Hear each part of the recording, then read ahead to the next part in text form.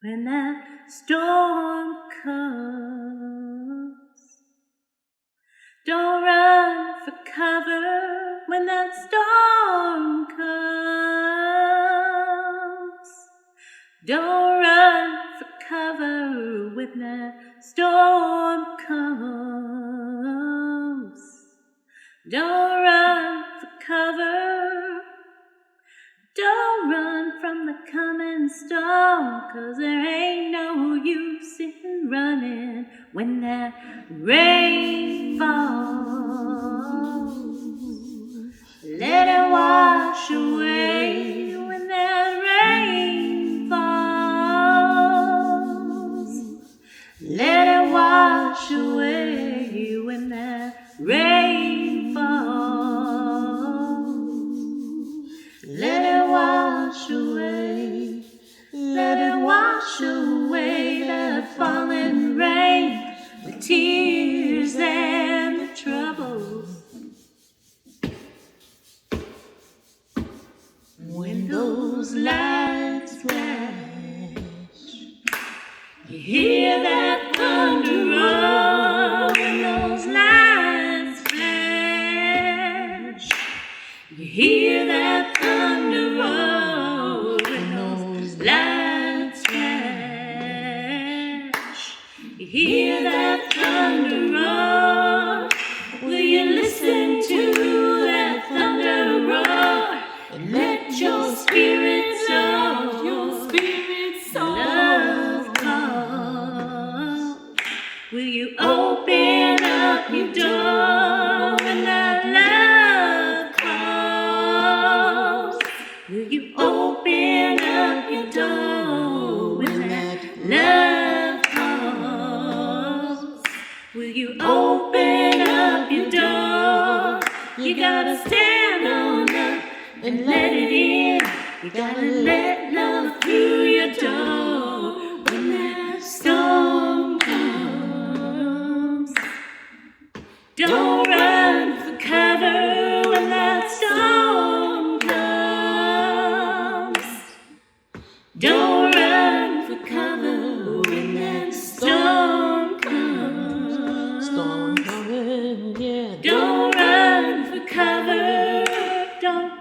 Don't run from the coming storm, 'cause you can't keep the storm from coming. You can't keep the storm from coming. No, You can't keep the storm from coming. You can't keep the storm from coming. You can't keep the storm from coming. You can't keep the storm from coming.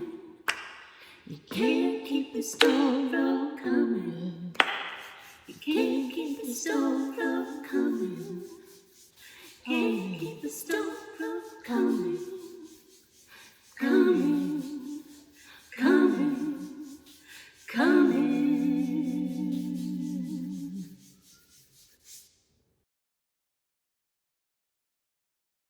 Good morning and welcome. My name is tlewis, and I serve as the Director of Membership and Engagement. My role is to help you learn more about our congregation and to assist you in finding meaningful and fun ways to connect. Whether you've been attending services for a long or short time, I would love to talk with you. You may reach me directly at tlewis@unitytemple.org, or you can go to our website at unitytemple.org and fill out a visitor form. I look forward to hearing from you, and I hope you enjoy the service. Good morning. My name is Stephen Lee, and I serve on your Board of Trustees. It is my pleasure to welcome you here this morning. If you are here for the first time, thank you for joining us. We look forward to getting to know you. We invite everyone to join in our Zoom coffee hour immediately following the service. The link can be found in the e-beacon or Friday's email, or you may send an email to tlewis@unitytemple.org to request the link. Each week, we remind ourselves of our congregation's 4 core values: connection, transformation, justice, and acceptance. Our mission is to embody these core values in our daily lives by welcoming all, inspiring compassion, nurturing wonder, and serving community. Thanks for joining us. Good morning, UT family. Jackie here from the auction team. Our donations are in. We're ready to start our auction today. We had over 50 generous donations, anywhere from historical walks, amazing workouts, phenomenal dinners, some goods. So come on in to ut2021.givesmart.com. Start your bidding today. We have over 300 tickets to bid on. Get involved, be part of the action, don't miss out, and most importantly, connect to reconnect with each other. We're looking forward to seeing you guys online. And again, it is ut2021.givesmart.com. Hope to see you there, and don't miss out. Hi, we are the Peterson-Bledsoe family. My name is Eric. I'm Courtney. I'm William, I'm 9, and I like to play Minecraft. Hi, I'm Soya, and I like cats. We invite you to light your chalice along with us. We are Unitarian Universalists. This is the Church of the Open minds, the loving hearts, and helping hands. We take care of planet Earth and each other. The words of our call to worship are in part from Martha Kirby Capo. As we enter this shared sacred time, let us renew both our commitment and our covenant. There are those among us who have endured a loss in this past week. May their hope be uplifted again in this community of faith. May they find renewed strength. There are those among us who have wrestled with questions that seem to have no answers this past week. May they find sanctuary in this community of faith. There are those among us who have cherished an unexpected joy in the past week. May their gladness be celebrated. As we commit to continue our free and responsible search for truth, may we covenant to honor the many paths that have led us to this community. Whoever you are, wherever you are on your life journey, wherever you are in the world, you are welcome here. Come, let us worship together. Please join us in the words of our covenant. Love is the doctrine of this congregation. The quest for truth is its sacrament, and service is its prayer. To dwell together in peace, to seek knowledge and freedom, to serve humanity in fellowship, to the end that all souls shall grow into harmony with the divine. Thus do we covenant with each other and with God. Good morning. I'm Marty Swisher, Music Director at Unity Temple. Please join Lindsay and Aisha in singing hymn number 116 in the Gray Hymnal, I'm on my way. I'm on my way. I'm on my way to the freedom land. To the freedom land. I'm on my way. On my way to the freedom land. To the freedom land. I'm on my way. I'm on my way to the freedom land. To the freedom land. I'm on my way. Great God, I'm on my way. If they say no, I'll go anyhow. I'll go anyhow. If they say no, I'll go anyhow. I'll go anyhow. If they say no, I'll go anyhow. I'll go anyhow. I'm on my way. Great God, I'm on my way. I'm on my way. I'm on my way. And I won't turn back. And I won't turn back. I'm on my way. I'm on my way. And I won't turn back. And I won't turn back. I'm on my way. I'm on my way. And I won't turn back. And I won't turn back. I'm on my way. Great God, I'm on my way. I'm on my way. Great God, I'm on my way.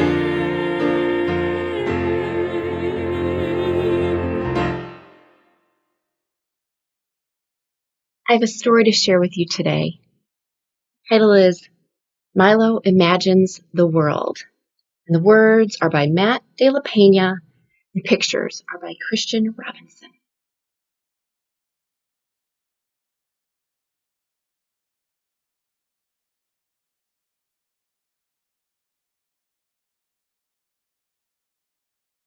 What begins as a slow, distant glow grows and grows into a tired train that clatters down the tracks.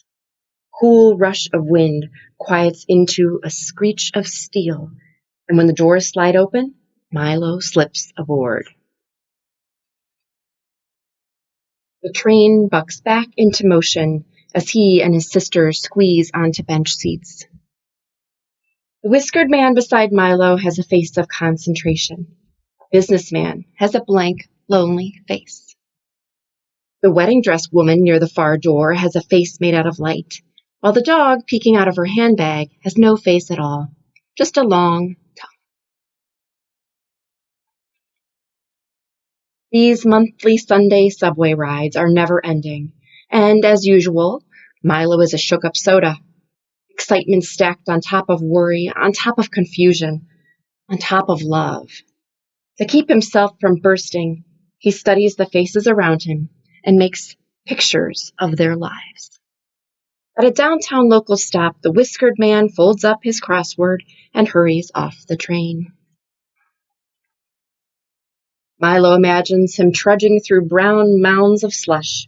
It's a 5-flight climb into his cluttered apartment, where he's greeted by mewling cats and burrowing rats. Late that night, the door to the parakeet cage mysteriously falls open and the cats gather on the cold sill to watch the birds fly free above the city. Parakeets tweet songs of longing as the man sips tepid soup hunched over a game of solitaire. Milo tugs his sister's sleeve and holds up his picture. But even when she turns to look, he can tell she doesn't see. She's a shook-up soda, too. A boy in a suit boards the train with his dad. His hair is a perfect part, and there is not a single scuff on his bright white Nikes. Milo imagines the clop, clop, clop of the horse-drawn carriage that will carry him to his castle. Imagines the clink, clink, clink of the guards slowly lowering the drawbridge. As the human-made moat, the boy is met by a butler, 2 maids, and a gourmet chef offering crust-free sandwich squares. Milo flips to a fresh page at a bustling midtown stop. When the wedding dress woman strides off the train, a band of street performers launches into "Here Comes the Bride," and everyone on the platform stops and cheers. Milo imagines the grand cathedral ceremony where the couple will be pronounced husband and wife. Imagines the groom whisking his new bride to an awaiting hot air balloon where the pilot loads them up with blankets and blasts the heat. And up, up they go, hand in hand, beyond the concrete walls of the city, into the infinite blue. Milo holds up his picture too, but his sister shoos him away. "Can't you see I'm playing my game?"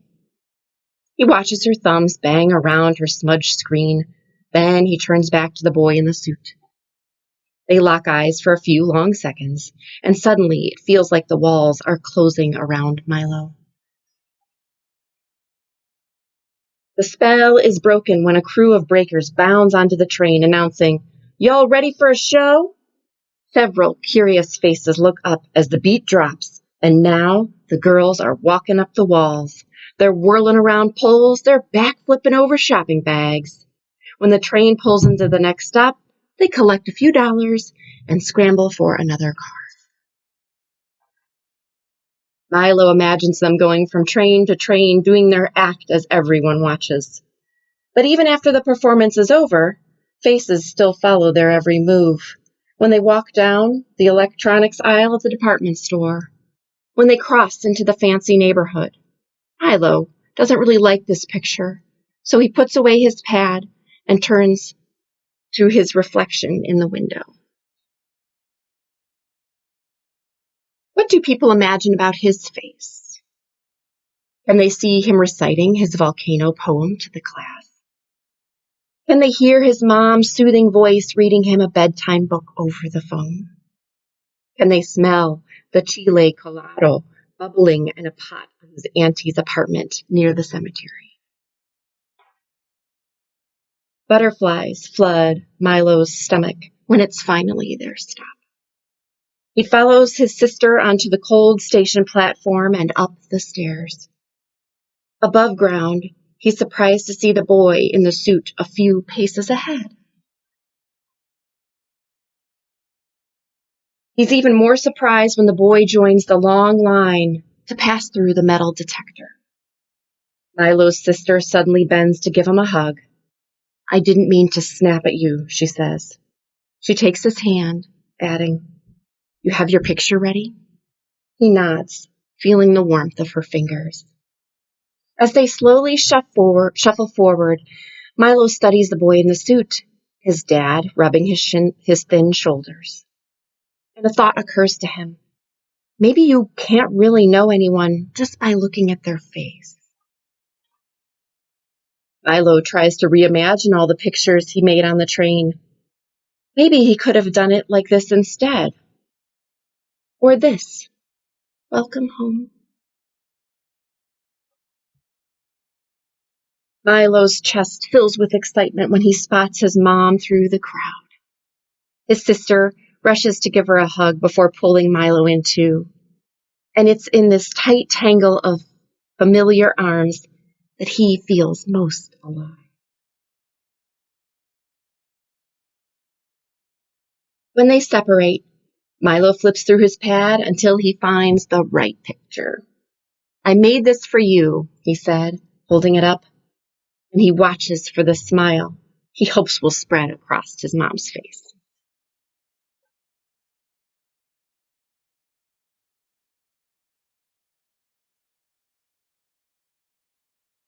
The end.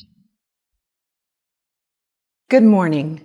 My name is Diana Coates, and I'm one of your pastoral associates. It's the time in the service when we share what we're holding in our hearts. If you have a celebration, a loss, or a major transition, and you'd like to share it with the community, please list it in the chat now. If you would like something mentioned in the service next week or another week at this time, please give Reverend Emily or Mandy a call or the pastoral associates. You can always let one of us know and we will mention it in the service.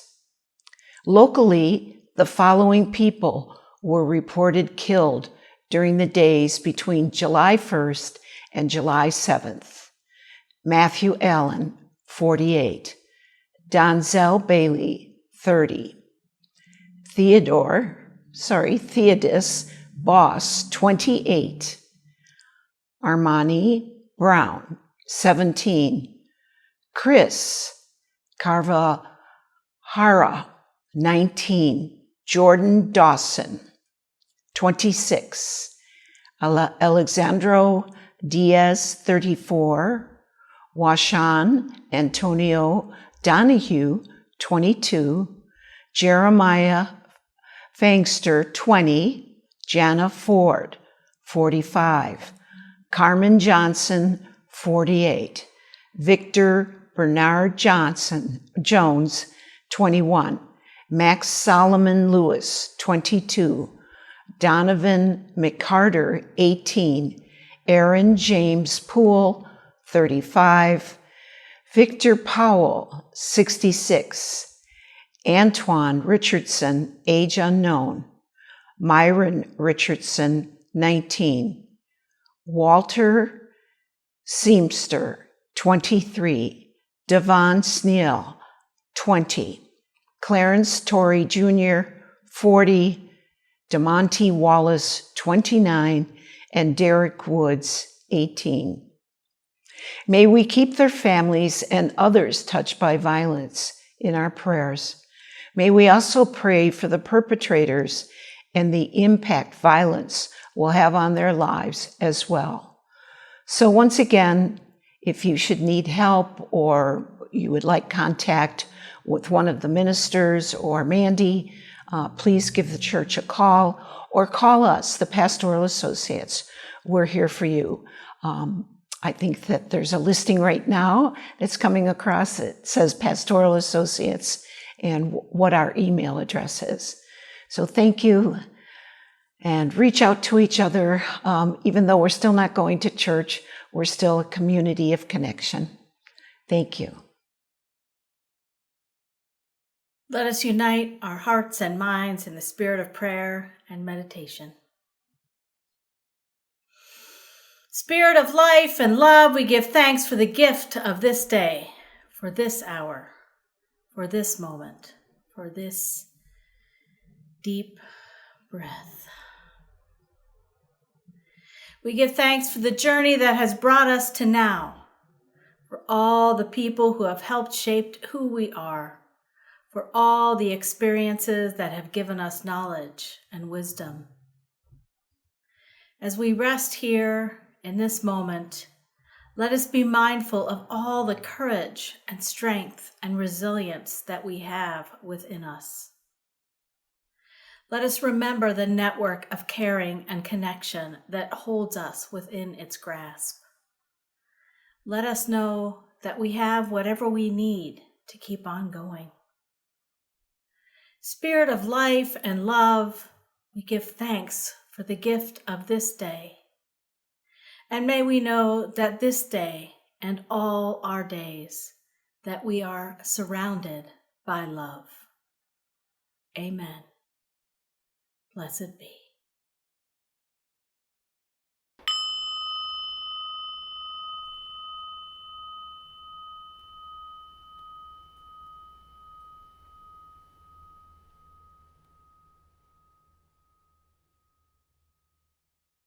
This is a reading called Ducklings by Holly Mueller. One morning in late April, I was greeted by tiny, fluffy ducklings when I arrived at the inpatient hospice where I am a chaplain. Our hospice unit is built around a secluded green courtyard, so it made sense that a mother duck had chosen that safely enclosed spot in which to guard and hatch her babies. At the time, we had recently started admitting COVID-positive patients to our facility. We were struggling with whether to allow visitors, wanting to mitigate risk and also not wanting patients to die apart from their families. How could we keep ourselves and our patients safe without compounding the trauma of loss with separation at the end of life? And so, in the midst of weighing difficult value choices and managing our own anxieties, small, feathery beings greeted us every morning. And I do mean every morning. There was no way to get out of the courtyard except by flight, so Mama Duck was now trapped in our courtyard with 8 flightless babies. We were reluctant to usher wild ducklings through the building to reach the wider world, so we had to wait for them to fledge. Our director bought a baby pool and duck food, and the ducklings spent their days splashing in the inflatable pool under the watchful eye of their mother. We were all charmed. The patients and their loved ones, able to see the avian family from their rooms, watched with delight. As the days passed, they grew bigger, still waddling after their mother and spending the increasingly warm afternoons in their little duckling spa. It wasn't just that they were cute, and we enjoyed providing sanctuary for such fragile beings. The ducklings gave us moments throughout the day when we were not healthcare providers in a pandemic. They let us focus on birth instead of the death we were facing. They filled us with awe just by daring to exist with such wild, ordinary, cute abandon. They were like winged meditations just outside our windows. But the mama duck felt no such awe. She started waiting by the doors of the courtyard, hoping to lead her ducklings out. As the days grew hotter, she became more upset that she and her children were stuck. She had kept her babies safe, but at the cost of being trapped. As the weeks wore on, our distress grew with hers. The safe, anxious, isolated ducks were an all too obvious mirror for our own experience. How long would this last? How do we protect each other? How do we survive? Once the ducklings were able to fly away, I found myself still looking out in the courtyard in the morning, surprised not to find their fluffy little wings waiting for me. Unlike the ducklings, our escape from the isolation, fear, and grief of the pandemic will not be so soon or concrete. as we navigate the long, messy road to safety and freedom. It is easy to feel like the seriousness of the pandemic means we should remain hyper-focused and respectfully somber. But our duckling guests taught me to take my eyes off that road sometimes. They showed me the necessity of making space for moments of peace and delight within our larger struggles, to be open to the ordinary wonder and surprising companions that waddle across our path.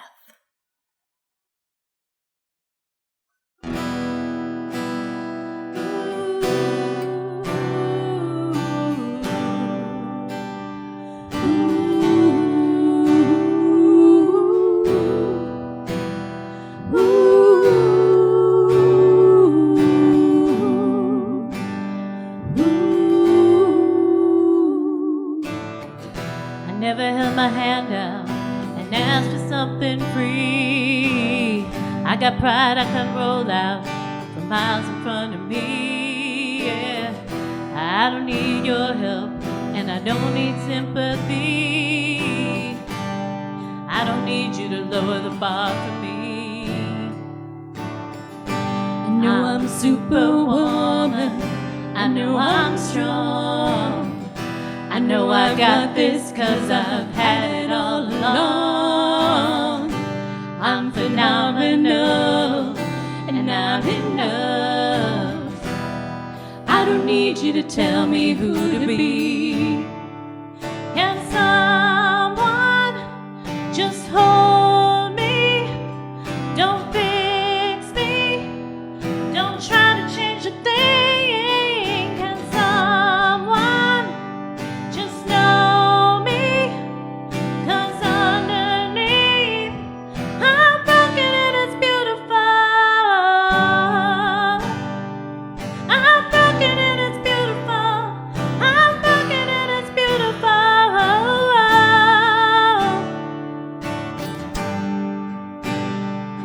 I'm broken and it's beautiful. I'm broken and it's beautiful. Walking on the ocean, turn water into wine. We bury our emotion and pretend that we're just fine. The only way to live now is to know we're gonna fly. Don't listen to the lying liars and their lies.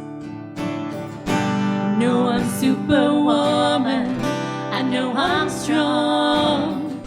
I know I've got this 'cause I've had it all along. I'm phenomenal and I'm enough. I don't need you to tell me who to be. Can someone just hold me? Don't fix me. Don't try to change a thing. Can someone just know me? 'Cause underneath I'm broken and it's beautiful. I'm broken and it's beautiful. I'm broken and it's beautiful.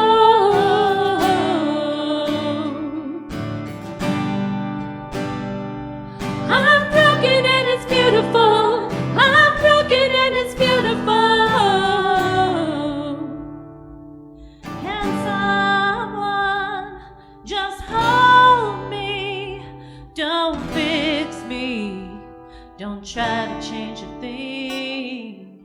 Can someone just know me? 'Cause underneath I'm broken and it's beautiful.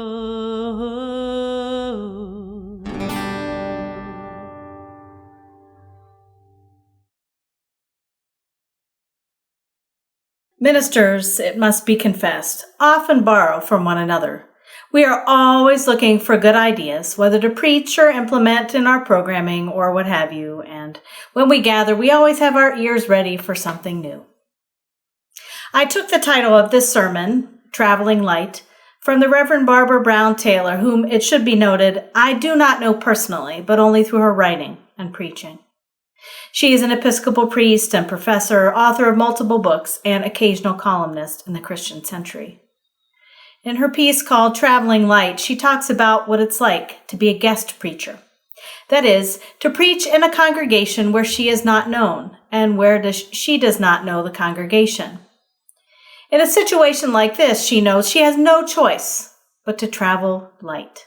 She doesn't know the players. She doesn't know what's been going on in the congregation or in their lives. She may not even know what all is part of the worship service. She writes, "All of these uncertainties unpack my bags until there are only a few things left: a sacred text, a trust in the Spirit, an experience of being human, and the desire to hear good news."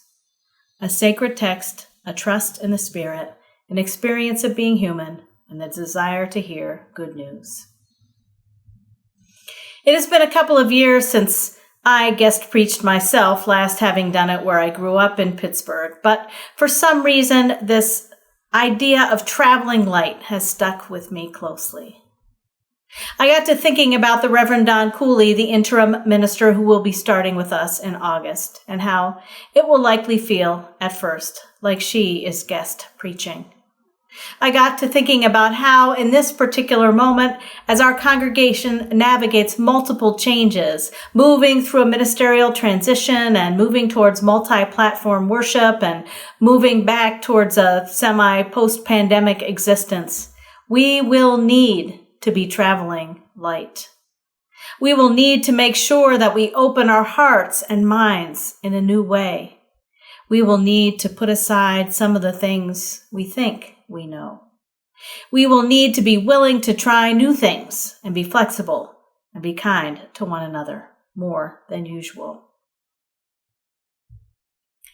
It's been a long 16 months since our shelter-in-place existence first began, and we began winging it as a congregation. Now we have beautifully edited pre-recorded worship services, and many of us, and I mean me, especially at the beginning, had no idea what we were doing. But we have learned how to record ourselves and do what needed to be done. It took us a long time to get there, though. And as we contemplate returning to in-person worship with live streaming for those not on site, beginning, hopefully, at the end of August, there's going to be a lot more experimentation as we figure that all out. At a worship committee meeting this week, we talked about how it will be uncomfortable as that unfolds. And we talked about how there will be joy and there will also be loss. Against all odds, there are things that many of us have come to love about pre-recorded worship. Those kids' faces up close, watching in PJs with a cup of coffee, do-overs when recording, and so on. Whatever we evolve to, it won't be exactly like it was before. We will have to travel light to get to where we need to go next. This past year has had so many losses for so many of us, from small, bearable ones to giant, seemingly unbearable ones. People we have loved dearly have suffered greatly. We, maybe, have suffered greatly. People we have loved dearly have died. I have had moments where it has just seemed like loss has piled upon loss has piled upon loss. Perhaps you have too. This is the time of year when, per Unitarian Universalist tradition, the exhausted and cranky clergy of our religious movement gather for the Unitarian Universalist Ministers Association Professional Days. That is to say, the clergy gather, often at this point of the year, in desperate need of renewal and sustenance. This year, as last, all took place online, which meant that there was more opportunity to travel light. I participated where I felt I would be fed best, and I wandered around virtually as the Spirit moved me. As I did so, I happened across a recording of my friend and colleague and preaching professor, the Reverend Ken Sawyer. He was reflecting on what he'd learned in 50 years of ministry. He said, "Ministry is about love and death. Ministry is only possible and effective if you love those you serve. It helps if you love the job, too. It's hard. I don't know why you would do it, but but for the love. Ministry is about love, community, justice, and peace. And as much as any of them, it is about death, about finding meaning in the face of death. I had never heard this put so bluntly and so clearly, and it was exactly what I needed to hear. A reminder of the deepest truths, not just about ministry, but about life. It's about love and about finding meaning in the face of death and all the unanswerable questions that it brings. If I had to unpack my bags of all the things I had learned besides this, I would be traveling light, and it would be enough. One of the losses that I have experienced recently was the sudden death of someone who was like a second mom to me, Carol Hughes. I literally cannot remember a time when I was not loved by her. She lived around the corner and then just a few doors down from my family in Pittsburgh all these years. She loved many of us kids deeply and also was able to love each of us specifically and individually. We each had a nickname she granted us. For reasons I no longer recall, she referred to me as Emmy Duty, and later, occasionally, when she wanted to add some dignity, the Reverend Emmy Duty. I will miss her laugh and her hugs and her presence deeply. When I got ordained 24 years ago, I invited people to send pieces of fabric to be sewn into an ordination stole. Carol sent a piece of denim from her favorite jeans, which she had kept even though they had been cut when she went to the ER with a broken ankle. I pulled out my stole to look at it, and I got to thinking about how this was a concrete symbol of so much that is true for each of us. How we each carry pieces of those who have been part of our lives. How those stories and experiences we shared are woven into who we are, even when they are no longer with us. How love remains even when so much else may be lost. This particular legacy is not one that weighs me down, but there are certainly experiences and stories that have been left to us that are heavier than others. Sometimes there is work to be done and things to be sorted through in order for us to continue traveling lightly. One of the things I remember best about Carol is that she never allowed any of us to use the word gay as a slur or an insult because, she would say, some of my best friends are gay. In the 70s and early 80s, this was practically a revolutionary act.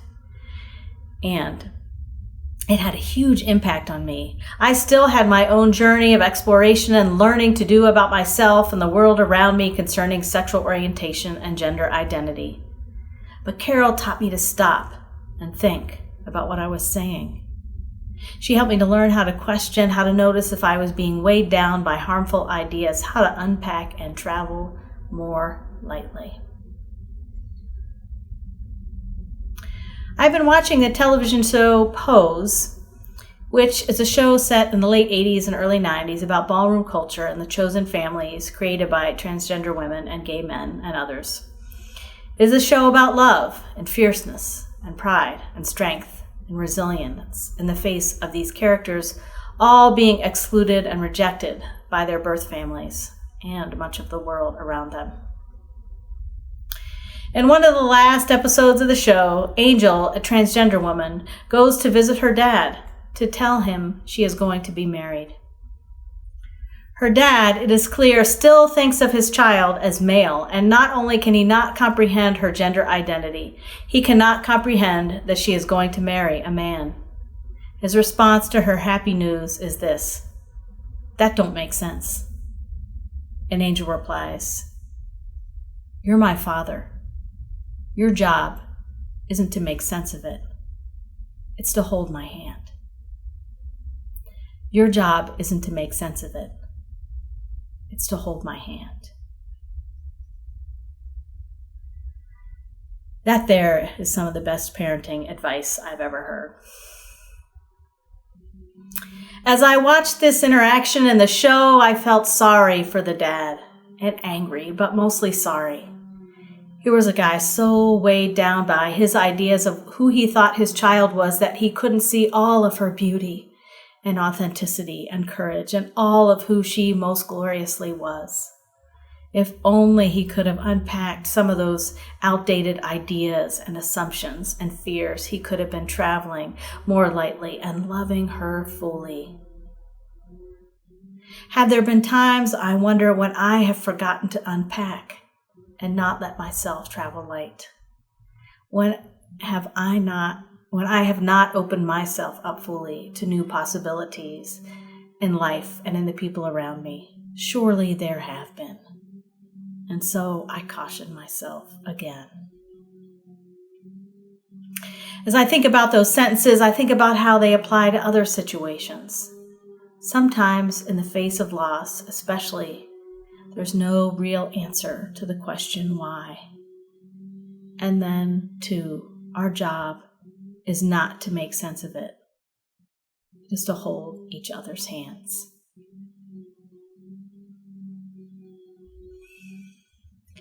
Ministers, it must be confessed, often borrow from one another. We do this, or at least I do this, because I need to keep on being reminded of what is important. I need new perspectives on the universal and human challenges that offer themselves to us over and over again. Because sometimes even I need to be recalled to the truth of love in the midst of it all. About 5 years ago, Lin-Manuel Miranda delivered a sonnet at the Tony Awards right after the mass murder at the Pulse nightclub in Orlando, Florida, with these lines that became famous. Love is love is love is love is love is love is love is love, cannot be killed or swept aside. All kinds of love, all the love, in other words, is beautiful and worthy and sustaining no matter what. And that sonnet also had these words that I have been thinking of so frequently lately. Nothing here is promised, not one day. And so, because of that, we must hold each other's hands tightly. We must open our hearts and minds and spirits as widely as we can. We must find ourselves traveling light, greeting the world with our deep love. And so may it always be.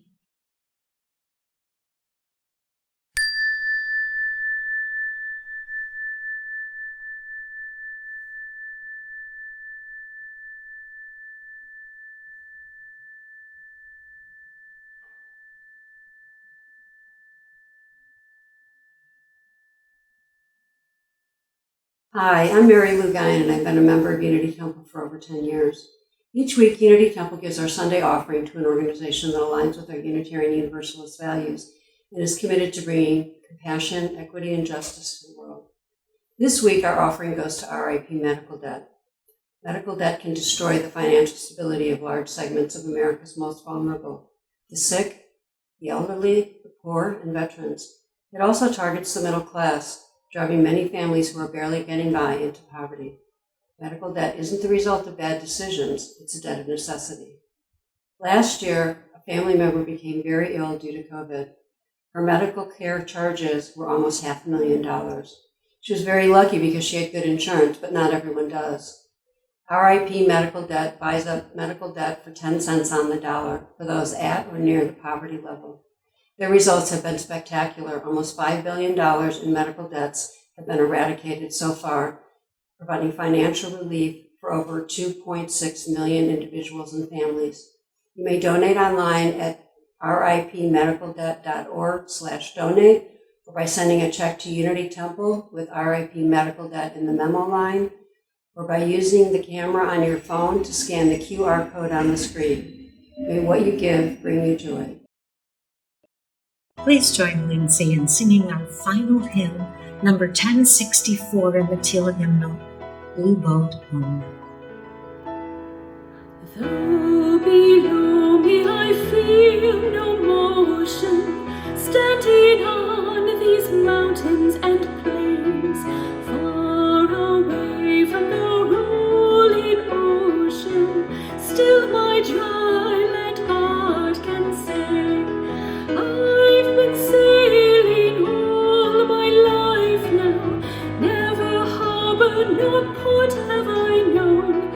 wide universe is the ocean I travel, and the earth is my blue boat home.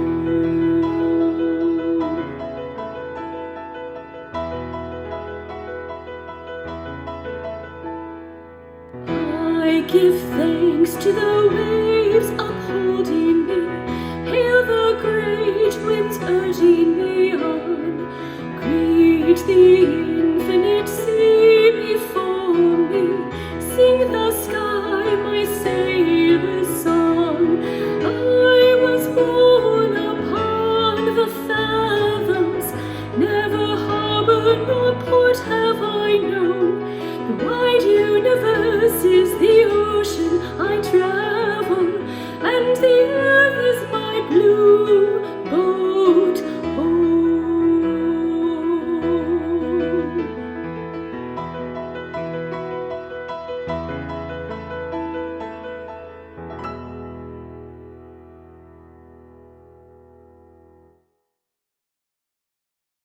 These words of benediction are from the poet John O'Donohue. When you travel, a new silence goes with you, and if you listen, you will hear what your heart would love to say. May we listen to our hearts as we go in peace and love.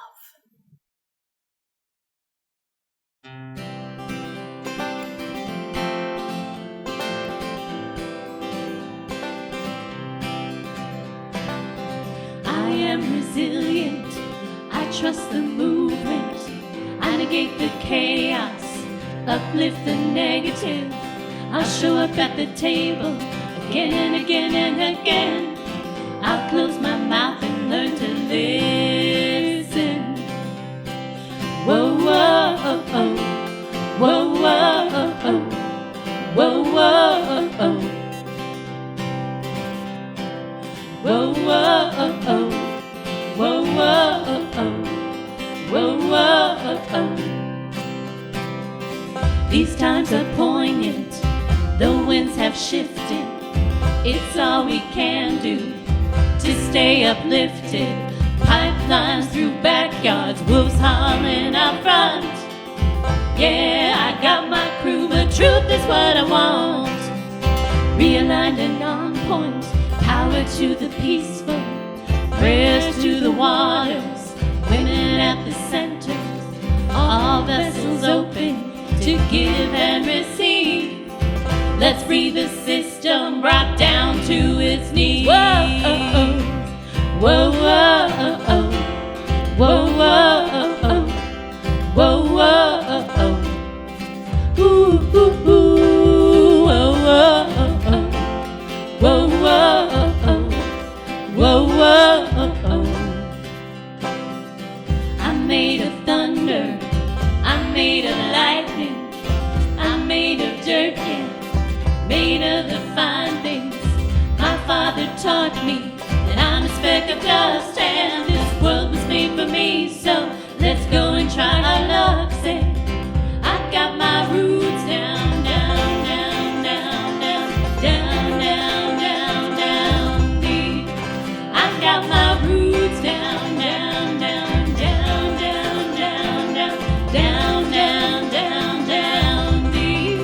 I got my roots down, down, down deep. I got my roots down, down, down deep. So what are we doing here? What has been done? What are you gonna do about it when the world comes undone? My voice feels tiny, and I'm sure so does yours. Put us all together, make a mighty roar.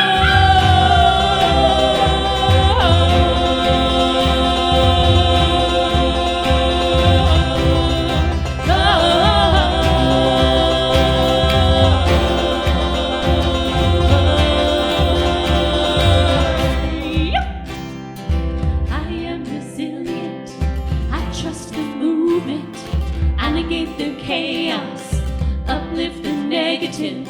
I'll show up at the table again and again and again. I'll close my mouth and learn to live